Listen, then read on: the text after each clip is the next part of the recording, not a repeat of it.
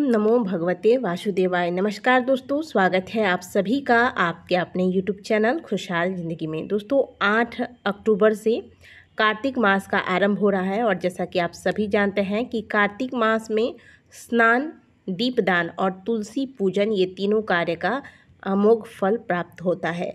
तो यदि आप कार्तिक मास के सभी नियमों का पालन नहीं कर पाते हैं तो कम से कम आप स्नान, दीपदान और तुलसी पूजन का नियम अवश्य लीजिएगा। यदि वैसे तो अश्विन मास की पूर्णिमा से कार्तिक पूर्णिमा तक यह नियम लिया जाता है, लेकिन किसी वजह से यदि आप 7 अक्टूबर को यह नियम नहीं स्टार्ट कर पाते हैं तो आप 8 अक्टूबर से स्टार्ट कीजिएगा, क्योंकि 8 अक्टूबर से ही कार्तिक मास आरंभ हो रहा है। तो प्रतिदिन तुलसी पूजन के लिए आपको जो सामग्रियां चाहिए होगी, 1 लोटा जल लीजिएगा और 1 दीपक, प्रतिदिन 1 दीपदान करना है। तो दीपक आपको मिट्टी का लेना है, सुगंधित धूप लीजिएगा। यहाँ मैंने मिट्टी का दीपक नहीं लिया है, जो मैं प्रतिदिन तुलसी जी के पास जलाती हूँ वही दीपक मैं यहाँ पे आपको दिखा रही हूँ। कुछ पुष्प ले लीजिएगा, कुछ नैवेद्य चढ़ाने के लिए आप मेवे वगैरह जो भी आपको बन सके आप ले लीजिएगा। घंटी रखिएगा, तुलसी जी की पूजा के लिए आपको घंटी का, जब आप दीपदान करेंगे और तुलसी जी की आरती करेंगे तब आपको घंटी अवश्य बजानी है। तुलसी 1 दिन पहले ही आप लगा कर रख लीजिएगा। अगर आप अलग से तुलसी जी लगाकर सेवा करना चाहते हैं तो बहुत से लोग तुलसी अलग से लगाते हैं और पूरे कार्तिक महीने में उनकी सेवा करके तुलसी विवाह के बाद उस तुलसी का दान करते हैं। और अगर आप ऐसा नहीं करना चाहते हो तो आप केवल घर में, जो आपके घर के आंगन में जो तुलसी है जिसमें आप प्रतिदिन पूजन करते हैं, उस पर भी तुलसी पूजा कर सकते हैं। तो सबसे पहले प्रातःकाल जल्दी उठकर आपको स्नान करना है ब्रह्म मुहूर्त में, और तुलसी जी की जो बेदी है उसे साफ़ कर लीजिएगा। तुलसी के आसपास अच्छे से सफाई करने के बाद सबसे पहले आपको तुलसी जी को जल चढ़ाना है। इस जल में आपको कुछ भी नहीं मिलाना है, शुद्ध जल ले लीजिएगा। हो सके तो इसमें कुछ बूंद गंगा जल डालकर फिर यह जल तुलसी जी को अर्पित करें। कार्तिक के महीने में कोशिश कीजिएगा कि आपकी जो तुलसी की बेदी है, तुलसी स्थान है, वह बहुत सुंदर से आप सजा कर रखें, जितना अच्छे से हो सके। तो अर्पण आप लगा सकते हैं। आज मैंने अर्पण नहीं लगाया है, आप अर्पण लगा सकते हैं। तुलसी जी को आपने जिस गमले में रखा है उस गमले में आप सुंदर से चंदन, पुष्प इत्यादि से उसे सजा सकते हैं। सबसे पहले तुलसी जी को जल अर्पित करने के बाद हम तिलक लगाएंगे, तुलसी जी को चंदन लगाएंगे। तो पीला चंदन लगाइएगा और चंदन ही आप हो सके तो गमले को ऐसे नहीं छोड़ना चाहिए, तो गमले के चारों ओर 5 या 7 बार आपको इस तरीके से चंदन से टीक लगा देना है।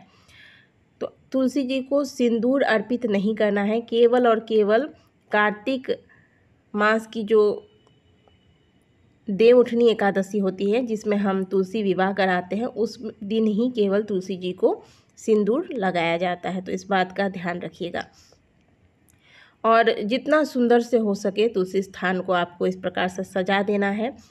इसके बाद हम तुलसी जी को पुष्प अर्पित करेंगे। तो पुष्प में ऐसी कोई विशेष ऐसा कुछ नहीं है कि ये पुष्प चढ़ाना है या वो पुष्प चढ़ाना है। किसी भी पुष्प को आप तुलसी जी को अर्पित कर सकते हैं। लाल, पीला, सफ़ेद, जैसा आपको पुष्प मिल जाए वह पुष्प आप तुलसी जी को समर्पित कर सकते हैं।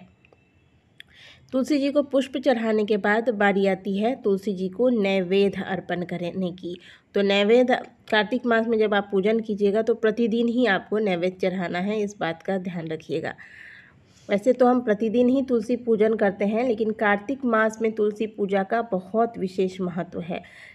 कार्तिक मास में दीपदान, स्नान और तुलसी पूजन ये 3 कर्म यदि आप सही समय पर उठकर प्रतिदिन नियम पूर्वक करते हैं तो आपको अन्य किसी नियम को आपने पालन किया है या नहीं किया है उससे कोई फ़र्क नहीं पड़ता है।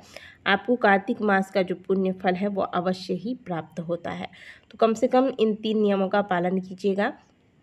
और स्नान आपको प्रातःकाल 4 बजे तक स्नान कर लेना है और लास्ट आपकी जो तुलसी पूजा है वह प्रयास कीजिएगा कि 4:30 बजे तक स्नान करके आपके तुलसी जी के पास दीपक लग जाना चाहिए। और अगर किसी दिन हो सकता है कि आपकी नींद नहीं खुल रही है, लेट हो गया है, तो भी आप 5 बजे तक अवश्य ही तुलसी पूजन कर लीजिएगा। लेकिन यह प्रतिदिन के लिए नहीं है, प्रतिदिन आप 4:30 बजे तक पूजन कीजिएगा। किसी दिन अगर छूट जाता है तो मन में ग्लानि मत कीजिएगा, 5 बजे तक भी आप दीपदान कर सकते हैं। इसके बाद हम दीपदान करेंगे। तो तुलसी जी के समक्ष हम जो दीपदान करेंगे उस दीपक की भी पूजा की जाती है।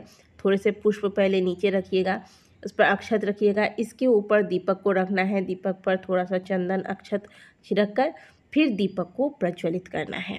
तुलसी पूजन के समय आप हरे कृष्ण मंत्र का जाप कर सकते हैं। तुलसी जी की कोई भजन आपको आती है तो वो आप गाते रहिए।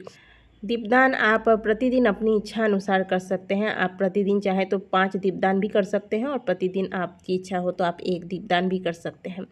और इसके साथ ही आपको सुगंधित धूप दिखाना है और माता के इन मंत्रों का जाप करना है। धूप दीप दिखाते वक्त आप घंटी अवश्य बजाइएगा तुलसी जी के समक्ष और महाप्रसाद जननी सर्व सौभाग्य वर्धिनी आधि व्याधि हरा नित्यम तुलसी त्वम नमोस्तुते, इस मंत्र का जाप करते हुए आपको तुलसी जी की परिक्रमा करनी है।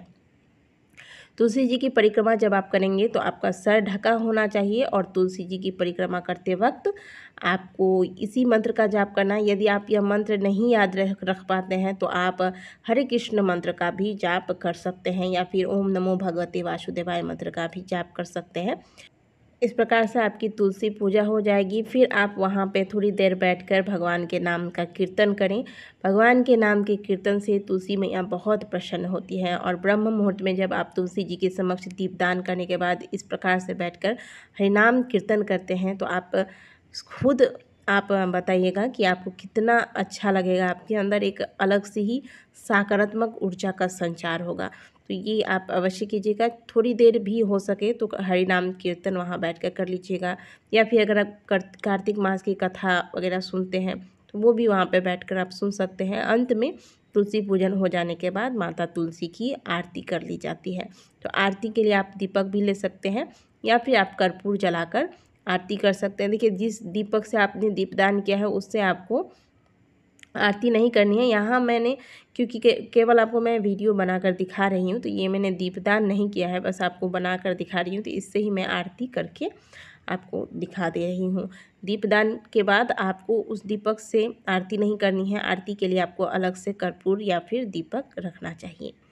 इस प्रकार से तुलसी पूजन ब्रह्म मुहूर्त में कार्तिक मास पर यदि आप प्रतिदिन नियम पूर्वक करते हैं तो आप सोच भी नहीं सकते आप कितने बड़े पुण्य के भागी बन जाते हैं। ये कार्य अवश्य कीजिएगा। फिर तुलसी पूजा होने के बाद आप अपने घर में आपकी जो नित्य की पूजा है वो करें। कार्तिक महात्मा के कथा को श्रवण करें।